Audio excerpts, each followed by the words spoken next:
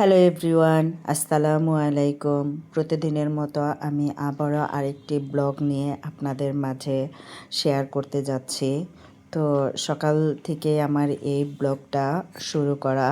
শুরুতেই আমি আমার বেডরুমটা গুছিয়ে নিচ্ছি। বেডরুম গুছানো হলে কিন্তু অনেকটা কাজই কমে যায়। তো আমার কাছে যেটা ফার্স্ট করা সেটা হচ্ছে আমার বেডরুম, কারণ এটা হচ্ছে আমার শান্তির জায়গা।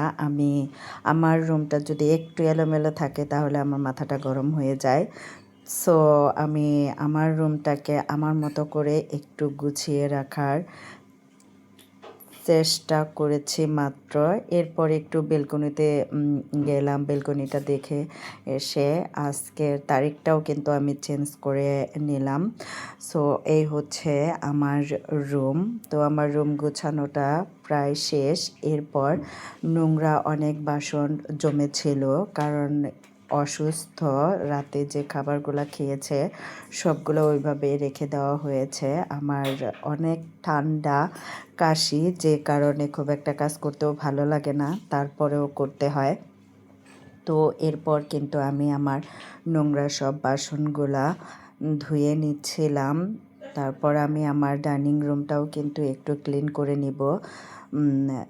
এরপর বলে রাখি, প্রতিদিনের মতোই প্রতিদিনের কথা যেটা হচ্ছে, আপনারা আপনাদের আমার ভিডিও যদি আপনাদের ভালো লেগে থাকে তাহলে অবশ্যই আমার চ্যানেলটি সাবস্ক্রাইব করে পাশে থাকবেন এবং একটি লাইক করে শেয়ার করে দিবেন। ভালো থাকবেন, এতটুকুই সবার কাছে চাওয়া। এরপর কিন্তু আমি আমার ডাইনিং রুমটা একটু গুছিয়ে নিচ্ছি, গুছানো শেষ করে, কারণ আমার অনেক ঠান্ডা কাশি। তার জন্য আমি চা বসিয়ে দিয়েছি, রং চা খাবো। অনেক দিন ধরে দুধ চা খাওয়া হচ্ছে না, কারণ কিছুতেই আমার কাশিটা ভালো হচ্ছে না। যে কারণে আপনারা হয়তো বা আমার ভয়েস শুনেও বুঝতে পারছেন যে আমার গলাটা বসে গেছে। এখন তাও গলা দিয়ে কথা বের হচ্ছে, মাঝখানে তো একদম কথা বের হয়নি। তো আমি চাটা তৈরি করে নিয়েছি, এখন আমি চাটা খেয়ে নেব। চাটা খাওয়ার পর দুপুরে রান্নার জন্য প্রিপারেশন নিব। তো আজকে আমি দুপুরে যা যা রান্না করব, দুপুরে রান্নার জন্য রেখেছি ডিম ভুনা, সবজি এবং পুঁই শাক দিয়ে মশারির ডাল রান্না করব। তো আমি সব কিছুই কিন্তু ডিম বসিয়ে দিয়ে কাটিকুটি অফ ক্যামেরায় করে নিব।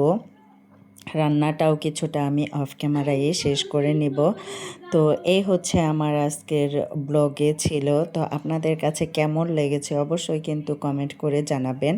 পরে আমি দুপুরের খাবারটা খেয়ে নিলাম। তারপর সন্ধ্যাবেলায় আবার এক কাপ রং চা নিয়ে বসে গেলাম। তো এতটুকুই ছিল আমার ব্লগে। আমার ব্লগটা আপনাদের কাছে কেমন লেগেছে অবশ্যই কমেন্ট করে জানাবেন, শেয়ার করে দিবেন, লাইক কমেন্ট করে পাশে থাকবেন। ভালো থাকবেন সবাই। আল্লাহ হাফেজ।